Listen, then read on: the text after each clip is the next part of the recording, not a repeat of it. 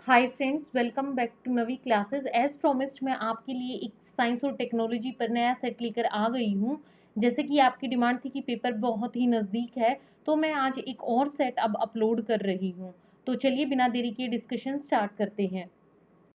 आपसे मेरी एक रिक्वेस्ट है कि आप जब वीडियो को पूरा अंत तक देखते हैं तो मेरी मेहनत के लिए एक लाइक तो ज़रूर बनता है, तो वीडियो को लाइक ज़रूर कीजिए और अपने ज़्यादा से ज़्यादा फ्रेंड्स के साथ वीडियोज़ को शेयर किया कीजिए।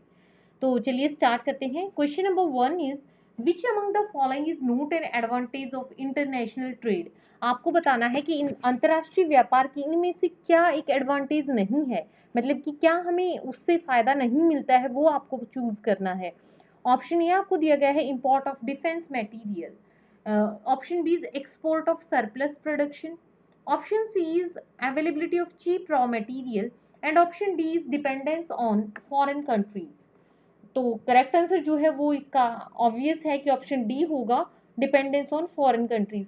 ऐसा नहीं है कि इंटरनेशनल अगर ट्रेड आप कर रहे हैं तो आप डिपेंड ही हो जाएंगे फॉरेन कंट्रीज पे। तो ये तो इसका वैसे एक डिपेंड हो जाते हैं अगर आप, तो ये तो इसकी एक डिसएडवांटेज हो जाएगी। तो ये तो डिसएडवांटेज में काउंट होगा। बाकी कि हम डिफेंस मटेरियल को इंपोर्ट करवा सकते हैं वहां से, और अपने जो भी हमारा ज़्यादा प्रोडक्शन है उसको हम निर्यात कर सकते हैं, और जो रॉ मटेरियल हमें चाहिए है कोई भी इंडस्ट्री चलाने के लिए, किसी भी चीज़ के लिए, प्रोडक्शन के लिए, वो हमें आसानी से उपलब्ध हो जाता है। तो ये सारी इंटरनेशनल ट्रेड की एडवांटेजेस हैं।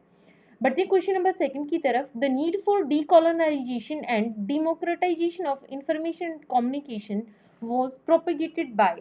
इसमें बताना है आपको कि सूचना और संचार के विघटन और लोकतंत्रीकरण की आवश्यकता द्वारा प्रचारित किया गया था। मतलब किसके द्वारा ये प्रचारित किया गया था। चार ऑप्शन आपको दिए गए हैं। A is new world information and communication order, B is monopoly of broadcasting, option C is the Marxist theory of media and society, and option D is copyright policies. Then the correct answer is option A, New World Information Communication Order. आपको NWICO की जो full form है वो भी याद रखनी है, और आपको ये भी बताना है कि जैसे जो ये था संचार और सूचना का जो विघटन, इसकी आवश्यकता, तो ये मतलब किसने ये प्रोपेगेट किया था। तो ये किया था NWICO ने, और NWICO की फुल फॉर्म है new world information and communication order. Let us discuss question number third. All are the advantages of foreign trade except. आपको बताना है कि फॉरेन जो ट्रेड करते हैं, व्यापार करते हैं विदेशों के साथ, उसकी क्या इनमें से एडवांटेजेस हैं। मतलब बाकी सब तो हैं लेकिन इनमें से एक एडवांटेज नहीं है। कौन सी नहीं है। Option A people get foreign exchange, option B cheaper goods, option C nations compete, and option D is optimum utilization of countries. Then the correct answer is people get foreign exchange। या आप देखिए विदेशों के साथ आप व्यापार कर रही हैं तो आपको एक्सचेंज में वहां से कुछ ना कुछ मिलेगा, एक्सचेंज में आपको करेंसी वहां की मिलेगी। या फिर आप एक सपोज करिए आप कोई प्रोडक्ट यहाँ से सप्लाई कर रहे हैं, कुछ प्रोडक्ट्स को आप एक्सपोर्ट कर रहे हैं, तो उस कंट्री में अगर किसी चीज का सरप्लस प्रोडक्शन है तो वो कंट्री आपको सबसे पहले आपको प्रेफरेंस देगी, उसको वहां से वो एक्सपोर्ट करेगी, आप उसको इंपोर्ट कर सकते हो। तो जिन कंट्रीज के साथ आप अपना एक्सपोर्ट रखते हो उन्हीं से ज्यादातर हमें इंपोर्ट की संभावनाएं ज्यादा होती हैं। बढ़ते हैं नेक्स्ट क्वेश्चन की तरफ। Four is which of the following is not considered age factor of production. कि इनमें से प्रोडक्शन का फैक्टर, उत्पादन का जो फैक्टर है वो नहीं है, वो बताना है आपको। Option A land, B labour, C money, and option D is capital. तो करेक्ट आंसर जो है इसका वो है मनी। मनी जो है ये कोई मेन फैक्टर नहीं है प्रोडक्शन का। बाकी प्रोडक्शन के लिए लैंड, लेबर और कैपिटल, ये चीजें तो बहुत ही ज्यादा आवश्यक है। Question number 5 is inflation is a situation in which. आपको बताना है कि मुद्रास्फीति जो होती है उसमें क्या फर्क पड़ता है। Option A value of money decreases, कि जो पैसे की कीमत है वो कम हो जाती है। Option B value of money increases, बढ़ जाती है। Option C first increase then decrease, कि पहले बढ़ती है फिर घटती है, या फिर पहले घटती है और फिर बढ़ती है। तो इसका करेक्ट आंसर जो है वो है आपका option A value of money decreases. देखिए इन्फ्लेशन जो है, इन्फ्लेशन इन्फ्लेशन बोलते हैं मुद्रास्फीति को। मूल्य के स्तर में वृद्धि को मुद्रास्फीति कहा जाता है, मतलब कि इंक्रीज इन प्राइस लेवल। मूल्य के स्तर में वृद्धि को हम इन्फ्लेशन कहते हैं। जब भी इन्फ्लेशन होती है तो मनी अपनी वैल्यू को खो देता है, धन जो है उसका मूल्य कम हो जाता है पैसे के। जैसे कि आप कई बार देखते हैं कि डॉलर, इंडियन रुपीस को जब डॉलर से कंपेयर करते हैं हम, तो कभी ज्यादा कभी कम ऐसी कीमतें गिरती बढ़ती रहती हैं। तो क्यों ऐसा होता है? ऐसा इसलिए होता है, ये इन्फ्लेशन और डिफ्लेशन के कारण ऐसा होता है कि जब प्राइस, कोमोडिटीज की प्राइस जो है वो बढ़ जाते हैं तो पैसे की वैल्यू जो है वो कम हो जाती है। उस देश की फिर जो करेंसी होती है उसकी वैल्यू गिर जाती है। Question number 6 is Brent index is associated with which of the following. Brent index जो है वो किस चीज से संबंधित है? चार ऑप्शन आपको दिए गए हैं, crude oil prices, copper future prices, gold future prices या शिपिंग रेट इंडेक्स। तो इसका सही उत्तर जो है वो है ऑप्शन ए, क्रूड ऑयल प्राइसेस।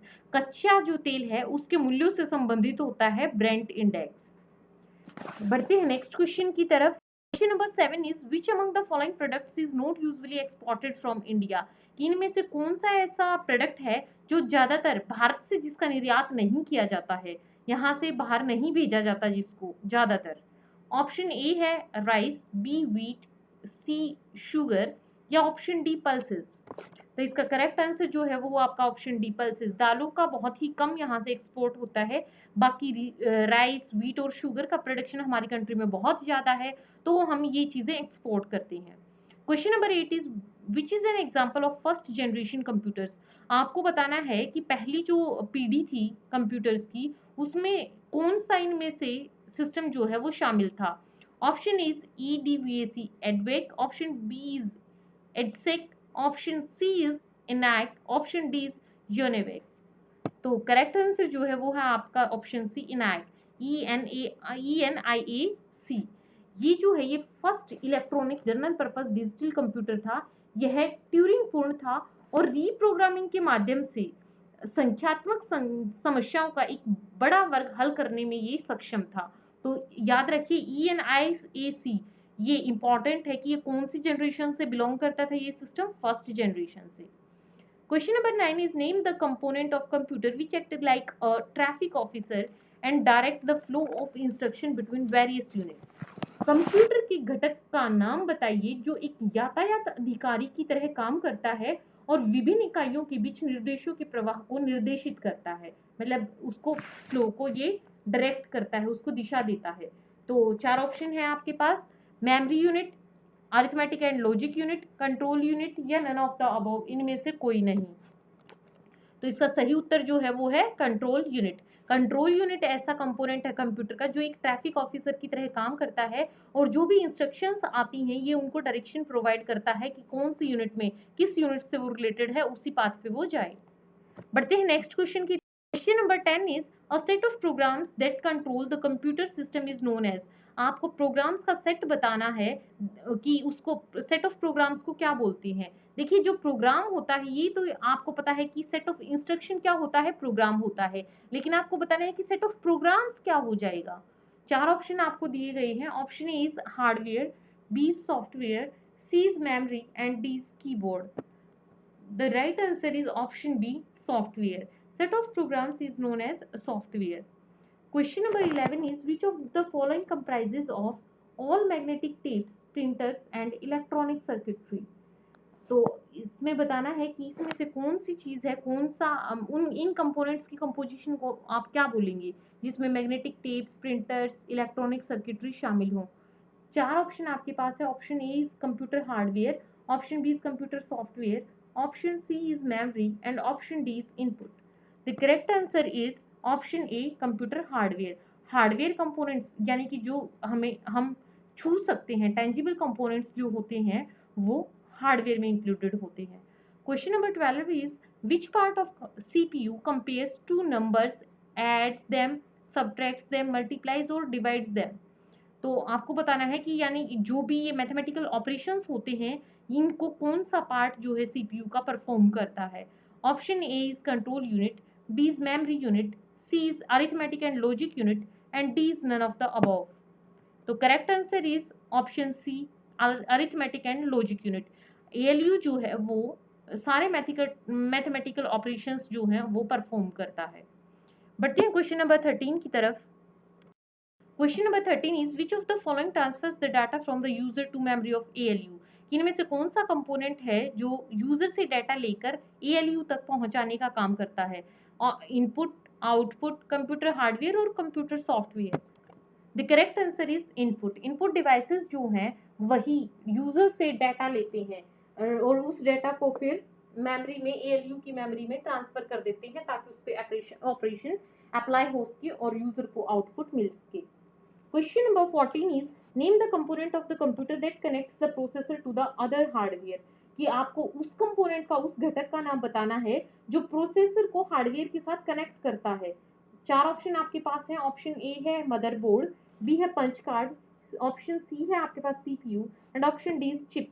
तो करेक्ट आंसर जो है वो है आपका ऑप्शन ए मदरबोर्ड। मदरबोर्ड जो है ये प्रोसेसर को हार्डवेयर के साथ कनेक्ट करने का काम करता है। लास्ट क्वेश्चन जो है इस डिस्कशन का वो है question number 15 which is the critical processing component in any computer. किसी भी कंप्यूटर में महत्वपूर्ण प्रसंस्करण घटक कौन सा है? चार ऑप्शन आपके पास है, माउस, कीबोर्ड, DVD या फिर मेमोरी डिवाइसेस। तो करेक्ट आंसर जो है इसका वो है आपका मेमोरी डिवाइसेस। मेमोरी डिवाइसेस जो हैं ये प्रोसेसिंग कंपोनेंट होते हैं किसी भी कंप्यूटर सिस्टम में। और ये भी चीज ध्यान रखिए कि मेमोरी जो है it is also responsible for the storage of data. Data storage का काम भी ये मेमोरी करती है। So I am very thankful to you for watching this video, and as usual I would like to see that don't forget to like, share and share this video and subscribe the channel if you have yet not subscribed it. Thank you.